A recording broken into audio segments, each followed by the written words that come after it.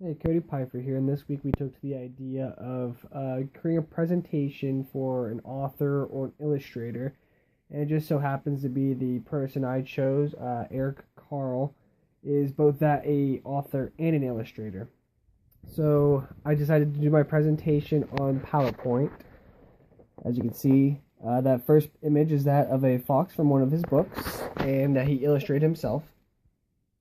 So Eric Carle is a man that we've seen in our libraries for a very long time, even as children ourselves. He's the man that wrote The Hungry Caterpillar, the Lonely Firefly, The Very Busy Spider, and much of those books that, pop and show a very mean or very detailed form of his love for nature. And you can see that throughout his stories and the knowledge that he bestows upon kids rather than just the morals that we see in most children's stories. So to start it off, Eric Carle. So we got the life of Eric Carle here. There is a picture of him and his book, The Hungry Caterpillar. So Eric Carle was born in New York, Syracuse, New York, actually in 1929. At the age of 6, him and his family moved to Germany, where he actually ended up graduating from a very prestigious art school. So even at a very young age, he graduated when he was older, but even at a very young age, Eric really knew that he loved art, and he loved the idea of drawing and creating art for others. And the school he graduated was a very prestigious one. Sorry if I pronounce it wrong, but Akademie der Bildenden Kunst, a very German name. So after graduating from that, he says that he always had a feel of moving back to New York from where he was originally born from, since he was born in Syracuse, New York. And in 1952, so roughly 23 years old, he moved back to New York, where he became a graphic designer for the New York Times. And really, this is just the start of his career. He began by writing a book his illustrator days began when he wrote or illustrated a story for one of his friends called Brown Bear, Brown Bear. And this was the first story he illustrated, or, other than his graphic design, job that he had gotten at the New York Times. It's the very first book that he had actually illustrated or drawn for. And it was just an absolute hit, and the illustrations really pointed out and popped to people and really, stuck with kids. And that's exactly the point of illustrations. And he uses a very fine palette, a very, I'll show you in the next few slides, a very sensible color scheme that really pops off the pages and leaves a very admirable impression on people who read these stories. So after he returned to America in 1952, he became a graphic designer. He then got a job as an illustrator for his friend who wrote Brown Bear, What Do You See?, which took off and led him to start creating his own books, where he went on to write over 70 books to this day. And, he has great admiration. There's a lot of people that look up to this guy. And, they say that he keeps constantly getting letters. He has his own museum at this point. But he went on to write over 70 books, each with these vibrant colors and distinct looks. So these are just a few of the published books he wrote. We have the Chameleon, the Grouchy Ladybug. We have the Spider, the Very Busy Spider, the Hungry Caterpillar, the Very Quiet Cricket, and then the Very Lonely Firefly. Now, like I said, he has written over 70, so this is only a very small portion of a start to what he has written.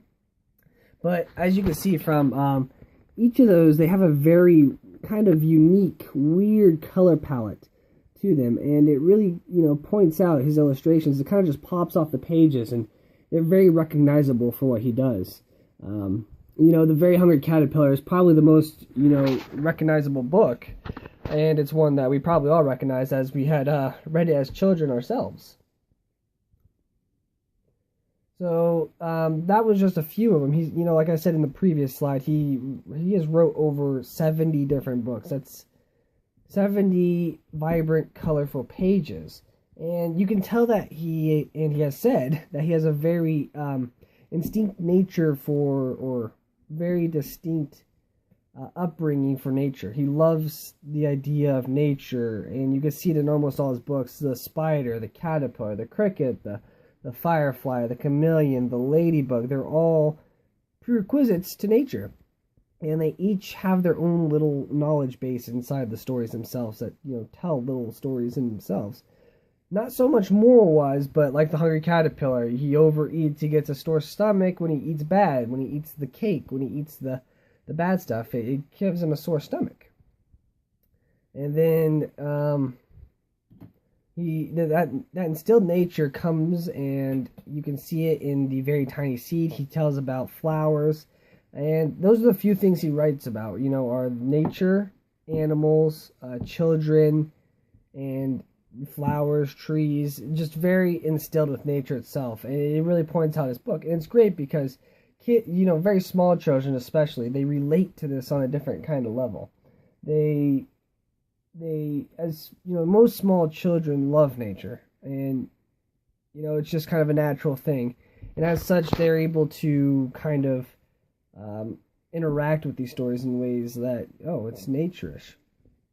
And he says that himself, that he still has a very childish notion for nature itself, and that he loves it like a child should love it. So I just added a few interesting facts in the presentation. That's a giant caterpillar that you can see there that goes to his museum. So that's one of the facts I put in there, is that a museum for Eric Carle's artwork, his illustrations. It opened in 2002. It's called the Museum of Picture Book Art. And it just has notions of all his galleries of his little picture book arts just kind of scattered around. And as I showed before, it has, the hungry caterpillar kind of walking around, enjoying his time, and, livening up with the kids.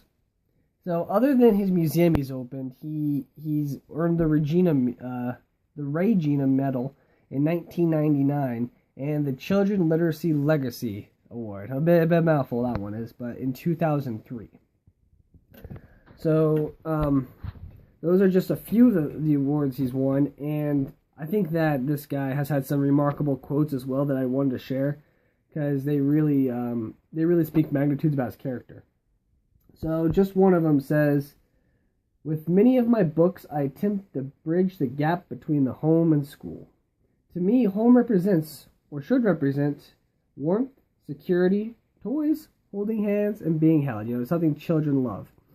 And he wants to bring that to the school setting. That's what he built into his books. That's what he tried to set out to do. Eric Carle says that his main goal was to bring a piece of home to the school itself and have you feel that warmth and love at the school. And, in his books, it definitely has that vibrant feeling that, it's just a daily piece of knowledge. Don't overeat. Don't be so lonely. Get some friends. Enjoy the small things. Don't get so busy that you pass everything up. And it just, it gives you that little bit of warmth in the school setting. And then another quote that he had is, "You can't go broke overestimating the intelligence of children." And, it's just a nice little quote that I think he added in there. So I decided to take an excerpt of the hungry caterpillar that I took off of Google that I bought. And I just have a few of the pages here that we were supposed to read aloud, a few pages of a book. So I decided, his most prestigious book, The Hungry Caterpillar. So, "In the light of the moon, a little egg lay on a leaf. One Sunday morning, the warm sun came up, and pop, out of the egg came a tiny and very hungry caterpillar. He started to look for some food. 'I'm so hungry,' said the caterpillar." Just notice the vibrant popping colors off the page there. And the caterpillar then goes on to eat a whole bunch of food, the orange, the apple, the cake, and soon it leads to him having a stomachache when he eats all this the sweets and the soft food that end up, kind of getting to him. I would have read more of the book, but it didn't want it longer than 10 minutes, so I'm actually running out of time. So in conclusion, we see Eric Carle's life kind of playing into the idea of his vibrant illustrations, talking to children on a level that of nature and intensity and love. Born in New York, lived most of his life in Germany, came back to New York at the age of 23, where he got his job as a graphic designer at New York Times before becoming an illustrator and author that he is today, opening a museum and winning many awards and admirations. People have said to him many times that he's still getting letters to this day of people, of admirers and lovers for his book series, and just really his drawings are the things that speak to people the most, for sure. Just the vibrant colors and the sights and the ideas that come with those. And as such, my project that I had thought about for this, assignment was an art project. I wanted the children or the kids to pick an animal or an insect they see in their everyday lives. Just anything they see off the side. So, cat, dog, horse, cow, owl, just anything they see. And I want them to study the art style that Eric Callis came up with. Just the different colors, the vibrant colors that kind of pop off of it. And I want them to take that and create the animal that they're thinking of into an art project. So, using that art style. So, create a very vibrant animal, very colorful, very outgoing creature.